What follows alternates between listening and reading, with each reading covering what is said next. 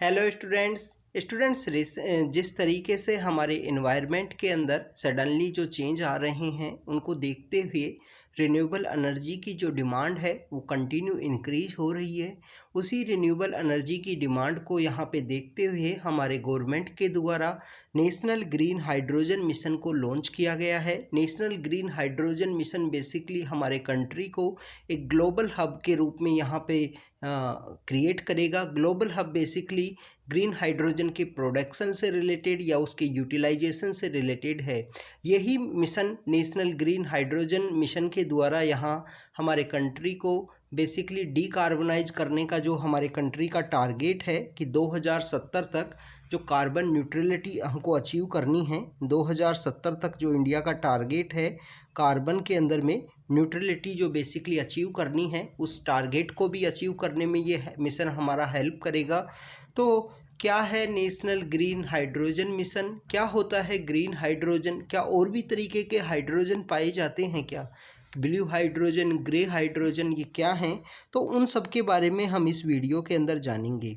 Students, हमारी government के द्वारा रिसेंटली जो मिशन है नेशनल ग्रीन हाइड्रोजन मिशन, उसके लिए जो मनी है वो अलॉट किया है 19,744 करोड़ जो रुपए हैं वो हमारी गवर्नमेंट के द्वारा मिशन को यहाँ पे अलॉट किए गए हैं। चाहे वो मिशन के रिसर्च एंड डेवलपमेंट से रिलेटेड हों, चाहे उसके इक्विपमेंट्स जो यूज़ किए जाएंगे, किस तरीके से हमारा कंट्री यहाँ पे एक ग्लोबल हब के रूप में इमर्ज हो सके ग्रीन हाइड्रोजन के प्रोडक्शन के रूप में। बेसिकली यहाँ पे अगर हम बात करें इस मिशन का जो एम है, एम ये है कि यहाँ पे इंडिया को एक ग्लोबल हब बनाना है प्रोडक्शन में, यूटिलाइजेशन के अंदर में, even the export of the green hydrogen और इसके जो डेरिवेटिव्स हैं, जो ग्रीन हाइड्रोजन के जो डेरिवेटिव्स हैं, इन सभी सेक्टर्स में इंडिया का यहाँ पे डोमिनेशन देखने को मिले ग्लोबल लेवल पे। तो इस वजह से इस मिशन को लॉन्च किया गया है। तो इस स्टूडेंट्स आपको एम ज़रूर पता होना चाहिए कि इस मिशन का एम क्या है। नेशनल ग्रीन हाइड्रोजन मिशन का एम ये है कि इंडिया को यहाँ पे क्या बनाना है, ग्लोबल हब बनाना है प्रोडक्शन, यूटिलाइजेशन और इसके एक्सपोर्ट के अंदर में ग्रीन हाइड्रोजन का एक्सपोर्ट या उसके जो डेरिवेटिव्स हैं उनके एक्सपोर्ट्स में रूप में।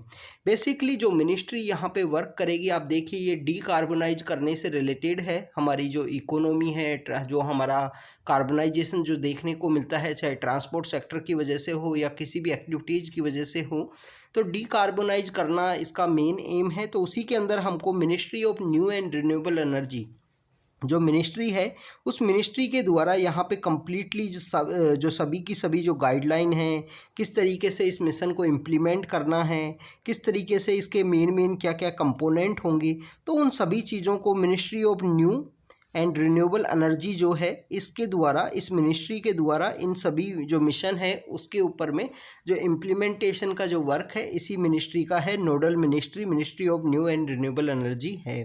तो बेसिकली स्टूडेंट्स, मिशन का जो टोटल कॉस्ट है वो आपको पता होना चाहिए। मिशन का टोटल कॉस्ट है 19,744 करोड़ रुपए हैं जो इंडिया ने यहाँ बेसिकली इस प्रोग्राम के लिए अलॉट किए हैं हमारी गवर्नमेंट के द्वारा।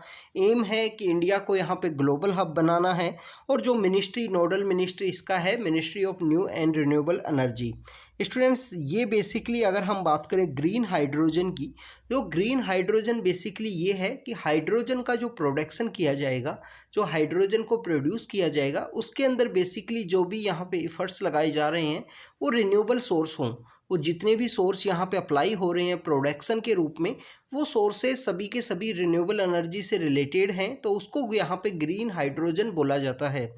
अगर आपको यहाँ पे बेसिकली फॉसिल फ्यूल्स या उनका यूटिलाइजेशन अगर आपको देखने को मिलेगा, तो वो जो हाइड्रोजन यहाँ पे डेवलप होगी तो उसको बेसिकली यहाँ पे जो है ग्रे हाइड्रोजन बोला जाता है।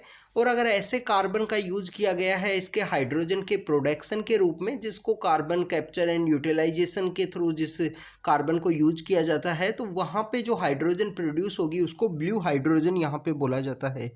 बेसिकली जो इसके अंदर क्या होगा कि गैस जो प्रोड्यूस की जाएगी, splitting of the water into the hydrogen and oxygen, इसके अंदर जो इलेक्ट्रोलाइजर यूज़ किए जाएंगे, जिसको बेसिकली इलेक्ट्रिसिटी जो जनरेट की जाएगी वो रिन्यूएबल एनर्जी सोर्स से होनी चाहिए। जो इलेक्ट्रिसिटी हाइड्रोजन के प्रोडक्शन के लिए यूज की जाएगी वो रिन्यूएबल से अगर है, रिन्यूएबल सोर्सेज हैं उस इलेक्ट्रिसिटी के, तो बेसिकली जो हाइड्रोजन यहाँ पे प्रोड्यूस होती है उसको ग्रीन हाइड्रोजन यहाँ पे बोला जाता है। तो स्टूडेंट्स ये ग्रीन हाइड्रोजन है।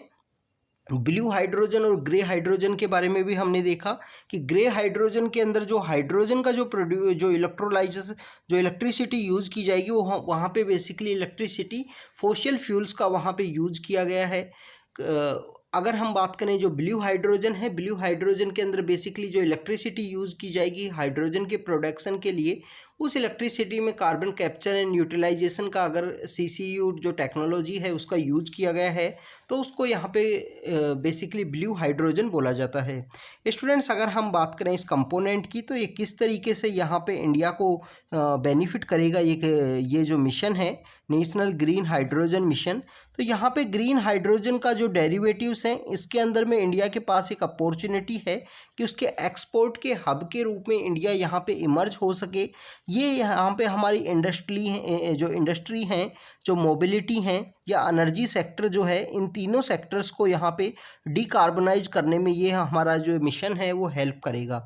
इसके अलावा स्टूडेंट्स अगर हम बात करें जो फोसिल फ्यूल्स का जो इंपोर्ट हम करते हैं, मैक्सिमम जो फोसिल फ्यूल्स का जो इंपोर्ट है वो हम मिडिल ईस्ट से करते हैं। और स्टूडेंट्स मिडिल ईस्ट के जो कंट्रीज़ हैं उनके द्वारा जो एशियन कंट्रीज़ हैं उनके ऊपर एक स्पेशल प्रीमियम भी चार्ज किया जाता है। मीन्स जो हमको जो पेट्रोल जो बेचा जाता है उसका जो चार्ज है वो आपको एक्स्ट्रा देखने को मिलेगा, उसको एशियन प्रीमियम के नाम से जाना जाता है। और यूपीएससी ने इसके ऊपर एक बार क्वेश्चन भी पूछ लिया था कि आपको जो न्यूज़ के अंदर एक टर्मिनोलॉजी दिखाई देती है एशियन प्रीमियम, ये किस सेक्टर से रिलेटेड है। इसके अलावा स्टूडेंट्स अगर हम बात करें नेशनल ग्रीन हाइड्रोजन मिशन की तो ये बेसिकली इंडिजीनियस जो मैन्युफैक्चरिंग कैपेबिलिटीज़ हैं उनके डेवलपमेंट में हेल्प करेगा, क्योंकि इलेक्ट्रोलाइजर जो बेसिकली यूज़ किया जाना है इस मिशन के अंदर वो बेसिकली इंडियन मेड होना चाहिए। उसी वजह से ये मिशन है यहाँ पे सक्सेसफुल हो पाएगा। और इसके अंदर स्किल इंडिया से रिलेटेड जो हमारे वर्कर्स हैं उनको भी यूज किया जाएगा इस मिशन के अंदर में।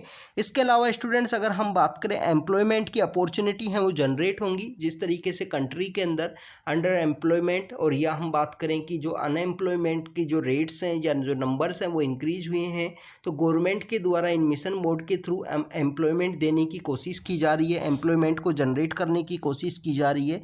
और ये बेसिकली जो कटिंग एज टेक्नोलॉजीज़ हैं उनका डेवलपमेंट के अंदर हेल्प करेगा इंडिया को। स्टूडेंट्स ग्रीन हाइड्रोजन के कुछ यहाँ पे प्रॉमिस हैं, कुछ बेनिफिट हमको देखने को मिल रहे हैं, बट कुछ चैलेंज भी हैं। चैलेंज ये हैं बेसिकली इंडिया का जो एनर्जी है प्रेजेंटली जो 60% जो एनर्जी है वो फोसिल फ्यूल सोर्स के ऊपर डिपेंडेंट है, तो उन सोर्स को किस तरीके से रिमूव किया जाए ये एक चैलेंज होगा इस मिशन के लिए।